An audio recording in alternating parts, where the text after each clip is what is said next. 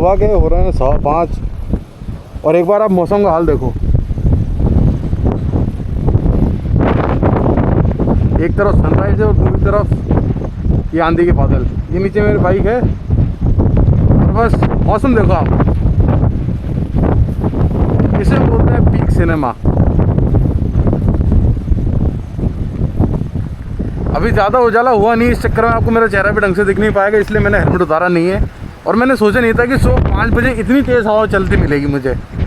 हाल फिलहाल मैं खड़ा हूँ अरनेठा पे और यहाँ आने का रीज़न मेरा, हालांकि वेदर फोरकास्ट ही है।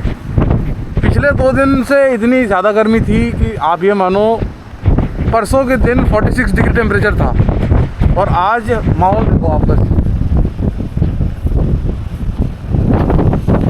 भला ऐसे माहौल में रेल फेरिंग कैसे ना करूं मैं, आप खुद बताओ। मेरे आने का सिंपल सा रीज़न ये है कि एक तो ऐसा शानदार वेदर है जहां हवा बहुत तेज़ चल रही है। हालांकि मैं माइक लाना भूल गया, वो एक मेरी गलती हो गई, तो माफ़ करना उसके लिए कि अगर आवाज़ थोड़ी टूटी फूटी सुनाई दे, क्योंकि बहुत ज़्यादा एयर नॉइज़ इसमें आता है।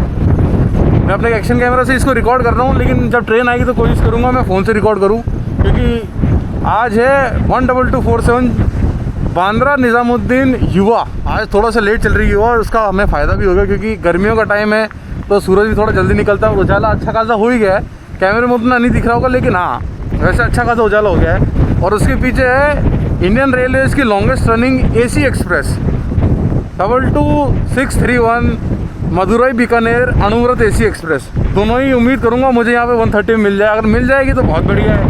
उसके बाद नंबर आएगा अपनी फास्टेस्ट जनशताब्दी, कोटा जनशताब्दी का। मेरी आंखों के सामने बड़ा ही सिनेमेटिक से सनराइज़ हो रहा है, एक बार आप खुद देखो, उसके बाद आगे बात करते हैं। और ये देखो,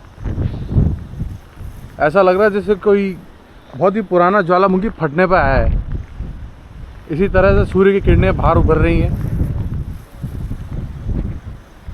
आपको इसमें नहीं दिख पा रहा है, लेकिन सामने ही यहाँ से अरावली की पहाड़ी दिखती है, क्योंकि ये बूंदी पास में ही पड़ता है यहाँ से। और इधर देखो,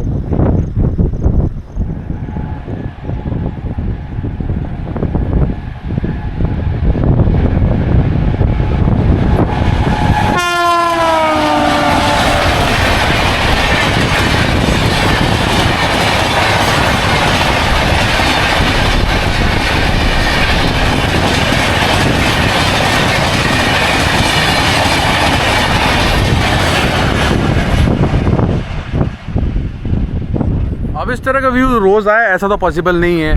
तो आज जैसे लगने मेरे साथ दिया और मैं टाइम से यहाँ आ गया, और जिसकी वजह से आप लोग भी ऐसे बेहतरीन व्यू को देख रहे हो। तो मेरी आपसे ये रिक्वेस्ट है कि इस वीडियो को हो सके उतना शेयर करो, ताकि और लोगों को भी ऐसा अच्छा वीडियो देखे और मुझे भी थोड़ी सी मोटिवेशन मिलेगी और मैं ऐसे वीडियोज़ बनाऊँ। युवा एक्सप्रेस एक वीकली कैटेगरी की ट्रेन है जिसकी शुरुआत हुई थी 15 जनवरी 2010 में, और ये हर फ्राइडे को बांद्रा टर्मिनस से शाम को चलती है। अगली सुबह यानी सैटरडे को 10:30 बजे तक ये पहुँच जाती है Hazrat Nizamuddin. Same day Saturday को शाम को ये वापस निज़ामुद्दीन से चलती है और अगले दिन बांद्रा टर्मिनस पहुंच जाती है। दिल्ली मुंबई रूट की काफ़ी डिमांडिंग ट्रेन है और इसमें 2 एसी चेयर कार के कोच है और 18 एसी 3 इकोनॉमी के कोचेज़ हैं। बातें करते करते मौसम थोड़ा शांत हो गया है, जिससे अच्छी बात ये हुई है कि मेरी आवाज़ और ट्रेन की आवाज़ आपको दोनों ही काफ़ी बेहतर सुनाई देगी बिना ज़्यादा एयर नॉइज़ के। बाकी इसके बाद अब जिसका नंबर है वो है 22631 मदुरई बीकानेर अणुव्रत एसी एक्सप्रेस। हालांकि अभी वो कोटा जंक्शन से निकली नहीं, खड़ी है वहीं पे। जैसे ही आएगी उसका क्लिप फिर मैं डालता हूँ।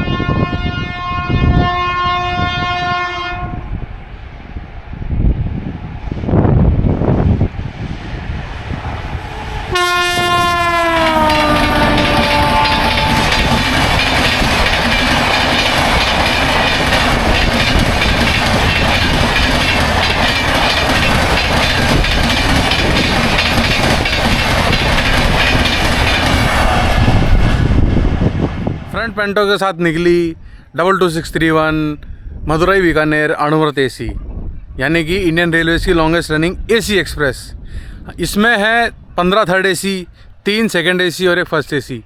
और साथ ही में ये गाड़ी कुछ टाइम पहले तक सवाईमाधोपुर से बीकानेर के बीच में डीजल लोगों के साथ चलती थी। हालांकि अब इसको एंड टू एंड इलेक्ट्रिक कर दिया है।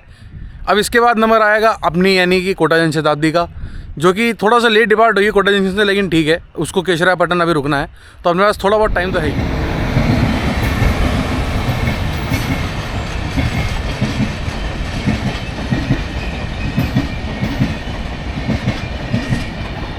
तो ये जा रही है रामनगर बांद्रा, क्रॉल ही कर रही है। तो इसका मतलब एक बात तो क्लियर है, टुवर्ड्स कोटा यहाँ पे कॉशन लगा हुआ है, और जिसका एक प्लस पॉइंट ये है कि हमें ज़्यादा देर रुकना नहीं पड़ेगा।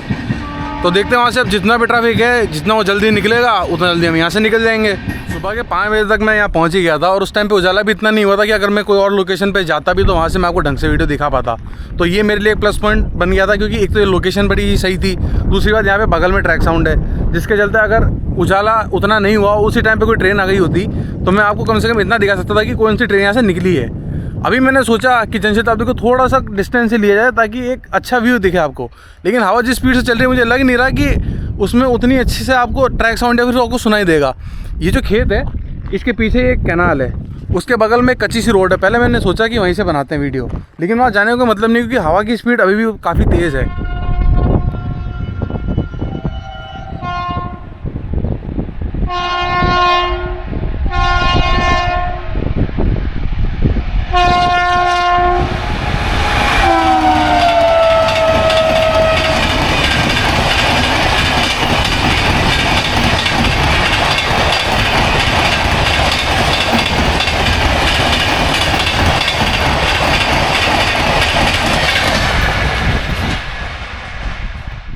ये थी भाई अपनी 12059 कोटा निज़ामुद्दीन जनशताब्दी एक्सप्रेस, यानी कि इंडियन रेलवेज़ की फास्टेस्ट जनशताब्दी।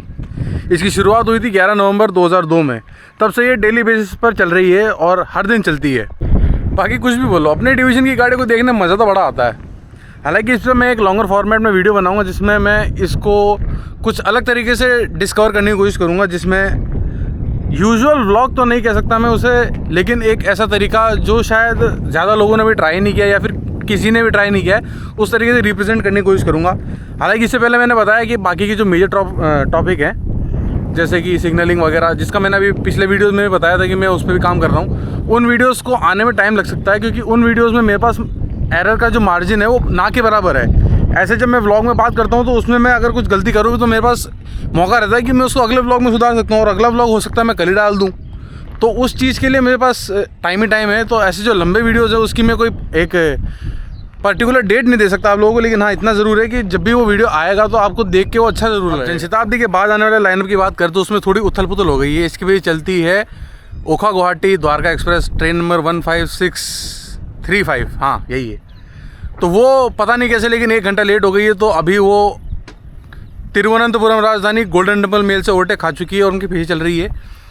जबलपुर अजमेर दयोदय उसे कोई फ़र्क नहीं पड़ा है, सबसे पहले कोटा शायद वही घुसेगी, लेकिन उसका रिवर्सल है तो उस चक्कर में हो सकता है राजधानी और उसका दोनों का क्लैश कोटा में हो जाए, और हो सकता है राजधानी को प्रायोरिटी भी मिल जाए। तो इसके बाद का जो लाइनअप है कुछ ऐसा है, हाल फिलहाल दयोदय सबसे पहले आएगी, उसके बाद राजधानी, उसके पीछे गोल्डन टेम्पल मेल, उसके बाद अपनी द्वारका, उसके बाद आएगी मुंबई जयपुर सुपरफास्ट। तो ये 5 गाड़ियाँ हैं अगली जो अब आनी है। अब देखते कब तक आती है।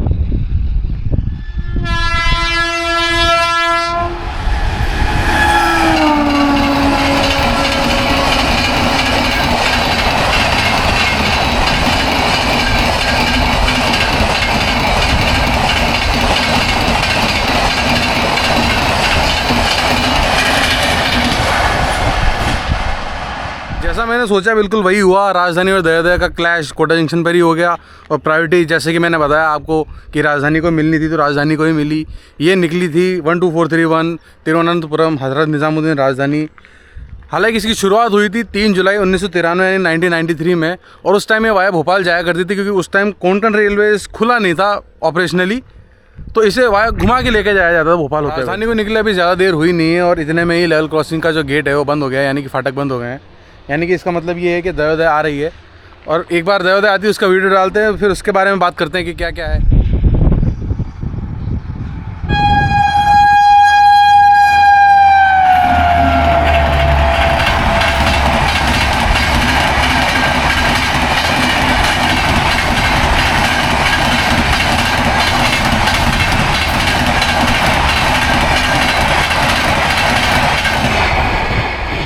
तो भाई ये तड़क तड़क करते हुए निकल गई अपनी 12181 जबलपुर अजमेर दयोदय एक्सप्रेस। 1 अप्रैल 2003 से इसकी डेली बेसिस पे सर्विस चालू है। हालांकि अपने इनिशियल टाइम में ये जबलपुर और कोटा के बीच में चलती थी, लेकिन टाइम के साथ इसको जयपुर एक्सटेंड किया, फिर उसके बाद इसे अजमेर एक्सटेंड किया। तो इस तरह से ये बनी जबलपुर अजमेर दयोदय एक्सप्रेस। पिछले साल यानी कि 2025 में शान भोपाल और दयोदय इन दोनों ही ट्रेनों को jointly cleanest train of WCR का अवार्ड दिया गया। तो आप समझ सकते हैं कि इन दोनों ही ट्रेनों को किस तरह से ट्रीट करता है WCR और किस तरह से मेंटेन भी करता है। एक बात और, इस रूट पे 2 ही ऐसी ट्रेनें हैं जिनका 107 किलोमीटर के अंदर 2 बार लोगो चेंज होता है, और उनमें से एक है दयोदय। यानी कि ये ट्रेन जब जबलपुर से आती है कोटा तक, तो कोटा पर इसका लोगो चेंज करके नया पावर लगाया जाता है, और कोटा से सवाईमाधोपुर जो कि 107 किलोमीटर का डिस्टेंस है, वहाँ जाके सवाईमाधोपुर से फिर इसे नया लोगो दिया। अब बारी है इस रूट की सबसे पुरानी ट्रेन यानी कि 12903 Bandra Amritsar Golden Temple Mail की। पहले आप लोग ये वीडियो देखो, उसके बाद आगे की बात करते हैं।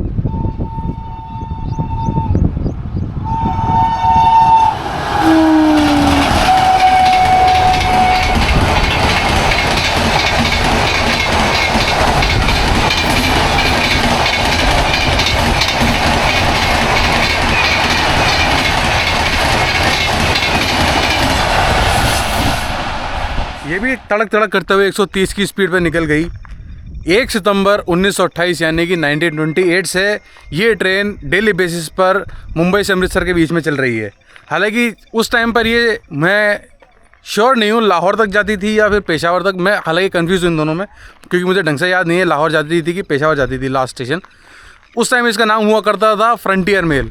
आज भी कई लोग इसे फ्रंटियर मेल के नाम से जानते हैं, और इस रूट की सबसे पुरानी ट्रेन यही है।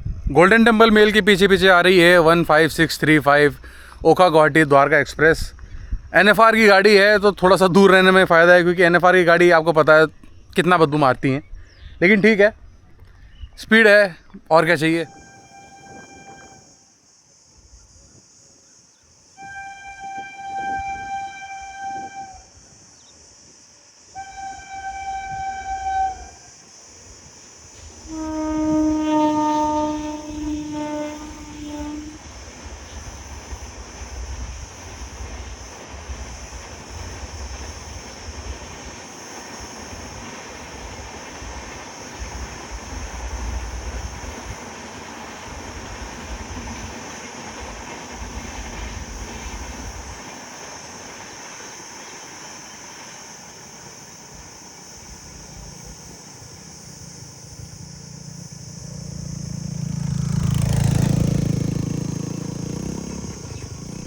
मौसम खुल गया है और हवा भी काफ़ी धीमी हो गई है। मेरे पीछे आप देख सकते हो धूप काफ़ी आ चुकी है ऊपर। तो मैं आ चुका हूँ ये कनाल की साइड में। कनाल अभी सूखी हुई है क्योंकि गर्मी का टाइम है, पानी यहाँ पे सर्दियों में छोड़ा जाता है। अभी जस्ट निकली है 15635 ओखा गुवाहाटी द्वारका एक्सप्रेस। हालांकि वो अपनी मैक्सिमम स्पीड पर नहीं थी। क्यों नहीं थी इसका रीज़न मुझे नहीं पता है, हो सकता है लेट सिग्नल दिया हो, लेकिन गेट तो काफ़ी पहले बंद हो गए थे। अब इसका रीज़न क्या है मुझे नहीं पता। खैर, ओखा गुवाहाटी की शुरुआत हुई थी 15 दिसंबर 2003 में। तब से ये गाड़ी वीकली बेसिस पे चलती आ रही है। इसके बाद नंबर आता है 12955 मुंबई जयपुर सुपरफास्ट का। बाकी की बात उसके आने के बाद करते हैं।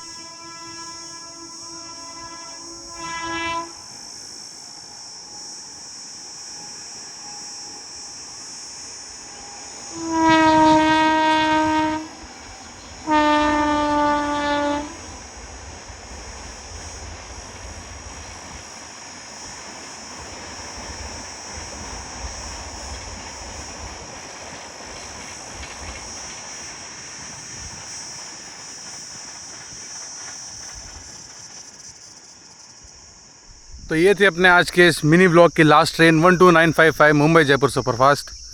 ये ट्रेन 30 जनवरी 1993 यानी 1993 से डेली बेसिस पर अपनी सर्विस दे रही है, और काफ़ी डिमांडिंग ट्रेन भी है इस रूट की, और काफ़ी अच्छी मेंटेन ट्रेन भी है। इसी के साथ आज के इस मिनी ब्लॉग को यहीं एंड करते हैं। आप लोग कमेंट सेक्शन में लिख के बताना कि और क्या चीज़ को इम्प्रूव किया जा सकता है, या फिर और किस चीज़ को बेटर वे में समझाया जा सकता है, ताकि उस चीज़ में मैं काम करूँगा और आगे उससे सुधारने की कोशिश करूँगा। मिलते हैं अगले वीडियो में, तब तक।